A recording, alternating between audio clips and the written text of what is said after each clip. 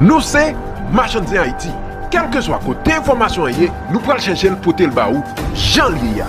Moi, je voulais faire un petit rappel de voyage président de la République là, son Excellence Jovenel Moïse, qui prend avion matin, il était environ 5h45, côté l'Iran dans le pays Turquie.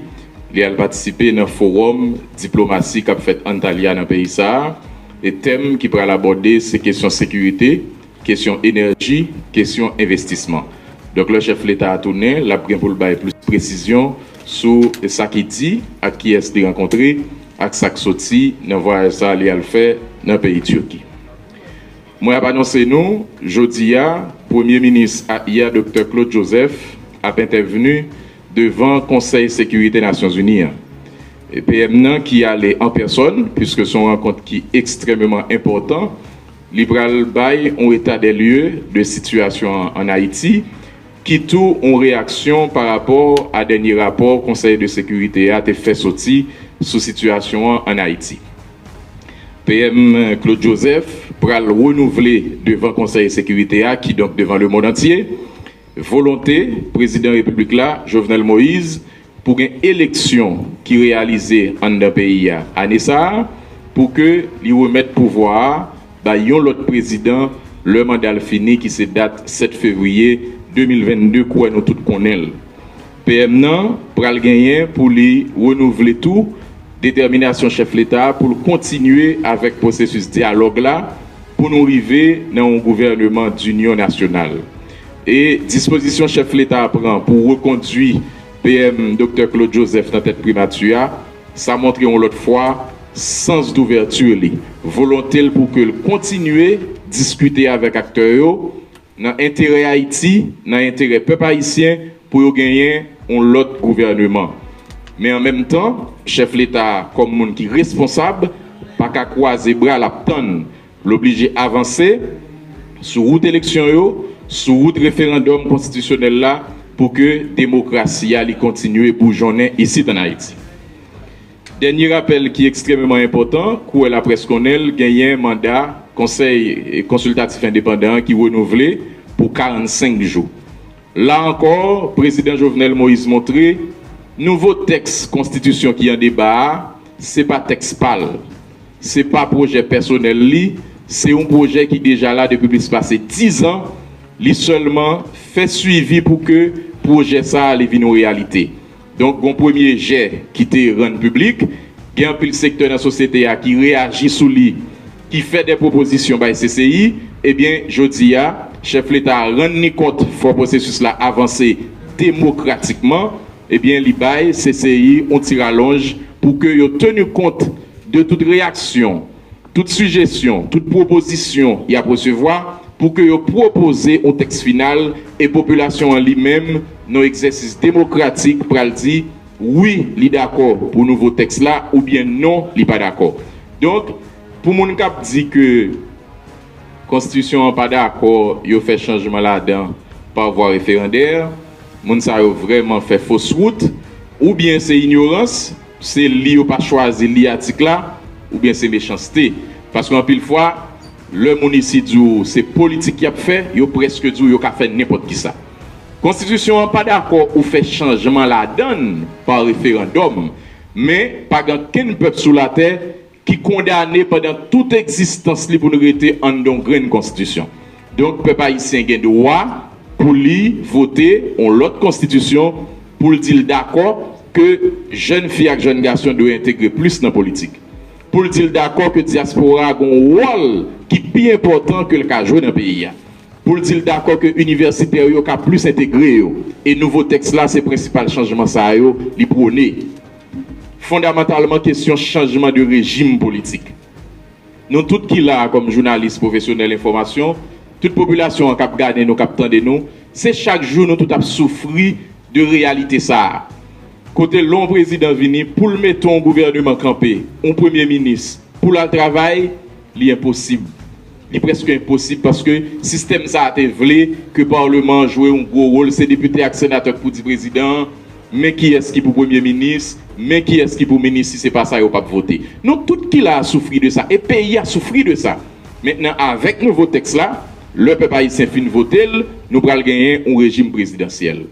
Côté que le président sorti dans l'élection, il fait campagne avec un vice-président, et bien le président a fait prêter serment 7 février au matin, même 7 février, il monté gouvernement, 8 février, le gouvernement installé, il commence à travailler. Donc c'est gros changement ça, qui est bon pour le pays, qui est bon pour le peuple haïtien, nouveau texte là proposé. Mais dès qu'on y a des gens qui disent que c'est démocrate, qui a prôné dans un secteur qui dit qu'il fait démocratie. Mais attitude, comportement, discours montrent que vous pas démocrate. Vous voulez empêcher le débat fait sur la Constitution. Vous voulez empêcher la population à dire que d'accord avec le projet ça.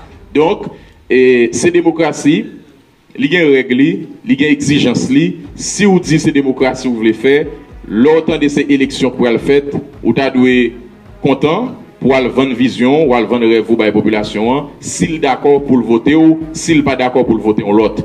L'autre dit vous voulez faire démocratie, ou vous devez faire échange, ou devez être d'accord pour aller dans le débat, ou devez avoir tolérance. Mais démocratie, pas marcher avec transition. Démocratie, pas marcher avec violence. Démocratie, pas marcher avec intoxication. Démocratie, pas marcher à marcher, faire mentir sur le monde de tous côtés. Pirater contre le monde sur les réseaux sociaux, faire monde faire déclaration, pas fait. Ça, n'est pas démocratie. Démocratie, pas marcher à utiliser gang pour atteindre l'objectif politique. Ça, n'est pas démocratie.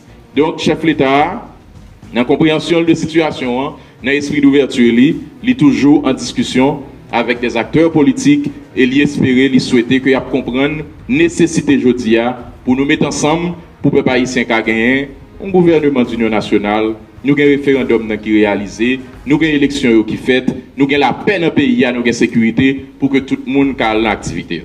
Merci en pile, nous prenons 3 questions. Et pour question vaccin, avant de m'arriver sur les, permettez-moi de dire pour question COVID-19 là qui est lié avec tout. Et même mesure, il y a toujours Kembe. D'ailleurs, on a état d'urgence sanitaire là, renouvelé. Le gouvernement continuellement des populations prend précaution. Mettez cache-nez, j'aimerais nous faire là. Lavez maintenant souvent, respecter la distanciation sociale là. Et puis, si que nous n'avons pas un gros besoin, pas sortir en façon pour éviter que nous attrapions maladie. Dans le niveau de l'État, nous avons toutes dispositions qui prennent, rotation qui fait dans l'institution publique, cache-nez qui est exigible. Et puis, de l'eau qui est disponible pour nous laver, mais son façon pour que nous fassions le plus d'efforts possible pour empêcher la maladie à entrer sur nous. Sous question vaccin, effectivement, il y a une discussion qui a faite entre autorités haïtiennes et autorités américaines. Naturellement, le ministère de la Santé publique a piloté. Dès que la conclusion est finie, il y a un détail qui est disponible. Je vais toujours venir pour nous échanger aux gens que nous faisons généralement. Mais pour aller là, il y a beaucoup de conclure modalité vaccin à privé ici, comment il y a baillot qui vaccin à pied, qui disposition pour nous prendre pour nous beaucoup de détails fin ça. Aussitôt que nous gagnons, nous communiqué à la presse. Maintenant pour question changement de constitution que les amis de la presse là t'ai proposé et nous en pile qui l'a peut-être Kali un gros auteur tant que Montesquieu qui dit que la loi dérive de la nature des choses. Et les gens qui branchés en relations internationales, nous toujours entendu parler de la souveraineté des peuples. Donc, à chaque fois qu'une population arrive dans une situation, à un moment donné, vient gagner des réalités à tous les niveaux, ni sur le plan social, ni sur le plan politique, ni sur le plan culturel, qui demandent que l'adapter à ça gagne comme nouvelle réalité. Par exemple, il y a une qui simple, nous-mêmes qui journalistes professionnels, nous vivons aujourd'hui, c'est le changement qui gagne dans la NTIC, dans la question de nouvelles technologies. Je dis à tout le monde obligé de mettre au pas. Je dis à toute nation obligée de légiférer sur la question de nouvelles technologies. Parce que je dis à il est incontournable. Donc c'est même genre, une constitution qui l'a depuis 1987, qui était faite pour nous sortir de la dictature, pour nous dépenser dans la démocratie, côté que vous avez retiré tout pouvoir exécutif la gagné, vous avez transféré pratiquement le pouvoir législatif là. Et nous, ouais, qui ça le bail comme résultat? Nous tous vivons là chaque jour et nous dénonçons, nous critiquons, nous recevons mon sous dans la presse chaque jour. Maintenant, je dis, il est temps que, sous base tout rapport qui fait, tout expert qui parle, tout ancien parlementaire qui travaille sur question, tout le monde d'accord que faut un nouveau texte. Maintenant, je dis, réalité à jodi, pour raison politique, pour raison politicienne, il y a des gens qui pas voulu accepter que c'est le président Jovenel Moïse qui a fait, et ce qui est grave pour la démocratie. Parce que, sous d'accord avec un projet Maintenant qu'on y a en discuter sur faisabilité, ou pas qu'à être d'accord avec ou t'as prôné ou marcher dans tout le pays, ou diriger commission. Et puis je dis, c'est ça qu'a fait pour tout pas vle. Faut que nous cohérents si nous avons fait démocratie. Donc le peuple a un droit pour lui adapter ville, réalité à tout moment donné de son histoire et c'est ça qu'a fait jeudi parce que système parlementaire nous te gagné ou bien gagné jusqu'à présent, il fait route li pas de résultat. Je dis à peuple haïtien mérité mieux que ça et c'est dans route ça la société a doit y aller. Maintenant sur question sécurité nous connaissons comment les complexes réalité on a vivio et m'ka des amis qui posent des questions et nous ouais un travail qu'a fait. C'est sûr qu'il y a un pile problème sur le terrain. Il y a une bataille entre groupes armés, il y a des secteurs qui sont liés à des groupes qui compliquent la situation sur le terrain. Nous, tout le là, ça a passé Matissan Gravine dernièrement. Des groupes qui bataillent pour le territoire et nous voyons qui intervention, qui disposition la police prend pour que le joueur rôle parle pour sécurité à tourner. Il y a l'autre acteur, Jean déjà la police l'a signalé, qui a un rôle pour jouer tout. Nous voyons dernièrement comment la police libéré 3 citoyens dans Titan que bandits étaient kidnappés depuis plusieurs semaines. Moun yo sorti vivant, gon bandit tombé, gon l'autre qui blessé, la police a continué à chercher moun qui impliqué. Donc, en dépit de toute difficulté, la police l'a fait un pile effort pour jouer un résultat. Mais il y a un pile l'autre secteur dans la société, nous-mêmes journalistes, nous-mêmes citoyens, secteur privé, société civile, partis politiques, tout le monde a un rôle pour jouer. Parce que la sécurité n'a pas à faire le gouvernement, il n'a pas à faire la police, il s'est à faire nous toutes, puisque nous avons besoin de sécurité pour nous faire travail journaliste, nous, pour nous faire travail professionnel, nous, pour la population en tout vaquer avec activité. Donc, il y a un travail qui a fait pour la sécurité tourner, nous avons continué à demander tout acteur jouer le rôle par eux. Merci beaucoup. Messieurs les membres et dames du comité de pilotage, mesdames, messieurs de la presse parlée, écrite, télévisée et en ligne, mesdemoiselles, mesdames et messieurs, combattre la détention préventive prolongée n'est pas une mission aisée. C'est de protéger les droits fondamentaux de la personne humaine, mais c'est aussi s'attaquer à des intérêts puissants. Il faut donc prendre le taureau par les cornes. Pour cela, le ministère dont je suis le titulaire a besoin de l'appui de tous les acteurs de la chaîne pénale, des partenaires techniques et financiers et de tous les intervenants à un titre ou à un autre dans le système judiciaire pour mieux combattre le phénomène avec efficacité. Ayant une longue carrière derrière moi dans le système judiciaire, j'ai toujours soutenu l'idée que la détention préventive prolongée est la résultante de nombreux dysfonctionnements des maillons de la chaîne pénale, depuis la police à la prison, en passant par les parquets et les cabinets d'instruction. J'avais compris que la solution à ce problème récurrent passait par la relance et le maintien du comité de suivi de la chaîne pénale en vue d'une meilleure performance des acteurs pénaux, par une augmentation significative du nombre d'audiences réalisées par nos cours et tribunaux, par un contrôle strict du flux entrant dans les centres d'incarcération, par le respect des délais légaux par les magistrats instructeurs, par la bonne qualification des faits, etc. Cette position est partagée par des acteurs judiciaires, des acteurs de la société civile et des partenaires techniques et financiers avec lesquels nous avons tenu un atelier les 11, 12 et 13 janvier 2021 sur le phénomène de la détention préventive prolongée. À l'occasion de cet atelier, nous avons abordé les difficultés auxquelles font face le système judiciaire, notamment les capacités du personnel, les infrastructures, la gestion des dossiers, le fonctionnement du système carcéral et plus spécifiquement le phénomène récurrent de la détention provisoire prolongée qui est en réalité une violation grave des droits fondamentaux des justiciables, victimes du faible rendement de certains acteurs judiciaires et des dysfonctionnements de la chaîne pénale. Des recommandations ont été produites sur des mesures à adopter. Un comité a été mis en place au sein du ministère pour la rédaction d'un rapport d'atelier prenant en compte les recommandations et partages d'expériences des différents acteurs et qui tient lieu de plans stratégiques de lutte contre la détention préventive prolongée. De plus, un comité de pilotage et de suivi a été constitué. Ce comité de pilotage et de suivi sera présidé par le directeur des affaires judiciaires, Maître Level Milo.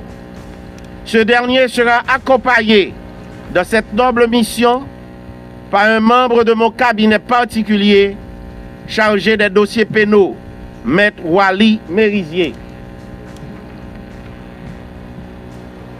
Le directeur des affaires juridiques, Maître Jean-Falière Bazelet. Le représentant du service des greffes et des parquets, Maître Jean-Robert Dorsey. La représentante du service de l'inspection judiciaire, Maître Marie-Marc Gracieux. Un représentant du Conseil national d'assistance légale, Sénal, et du service de la détention, Maître Genel Pierre. Et des observateurs de nos principaux partenaires techniques et financiers. Madame, Monsieur, ce matin, j'ai l'avantage de vous installer comme président et membre du comité de pilotage et de suivi. Votre mission essentielle est de prendre toutes les initiatives censées, légales et conformes à l'éthique, en vue d'assurer les suivis pour faciliter la mise en œuvre effective de ce plan stratégique devant combattre la détention préventive prolongée. Je ne veux pas que ça soit un plan de plus, classé dans les tiroirs de l'administration. En ma qualité de ministre de la Justice et de la Sécurité publique, je veux et j'exige, Madame, Messieurs, que le taux de la population carcérale en situation de détention préventive prolongée soit considérablement réduit, conformément à la politique pénale du gouvernement et à la commande du président de la République, son Excellence Jovenel Moïse. Je vous préviens, votre performance sera évaluée sur votre capacité à rencontrer les acteurs pénaux, à prendre des initiatives et à faire tous les suivis pour mettre en œuvre le plan. Quand vous rencontrez les goulots d'étranglement, je vous permets de m'adresser directement des rapports circonstanciés avec des propositions de solutions appropriées pour qu'on aille vite et bien, car le moment n'est pas au grand discours, mais à l'action. Trop de justiciables pourrissent en maison d'arrêt sans avoir été jugés. C'est inacceptable dans un état de droit. Je profite aussi de l'occasion pour lancer un appel solennel aux magistrats instructeurs. Respectez les délais légaux pour rendre vos ordonnances sur les dossiers. Ne laissez pas de pauvres justiciables en maison d'arrêt sur votre conscience. Je sais que le CSPJ est en train de mettre de l'ordre en renforçant l'inspection judiciaire. Je l'encourage donc sur cette lancée au nom du principe supérieur de la justice. Par ailleurs, j'éprouve un sentiment de satisfaction pour le travail accompli par les différents acteurs de la chaîne pénale qui ont pris part à l'atelier tenu en janvier dernier sur la DPP à l'hôtel Montana. Quand je dis la DPP, c'est la détention préventive prolongée. Il y va de même pour celui réalisé par le comité de rédaction de ce plan stratégique dont les travaux ont été dirigés par mon directeur de cabinet particulier, Maître Destin-Jean, et le directeur des affaires judiciaires, Maître Level Milor. Mes remerciements vont également à l'endroit des partenaires techniques et financiers qui ont accompagné ce processus du début à la fin et qui, je l'espère bien, vont appuyer à sa mise en application effective au bénéfice des justiciables assoiffés de justice. Ce plan stratégique, une fois rendu public, n'appartient plus au ministère dont je suis le titulaire, mais à l'ensemble des acteurs de la chaîne pénale en vue d'un service public de la justice de meilleure qualité et accessible à tous. Madame, Messieurs, bon travail et surtout, soyez performants. Merci.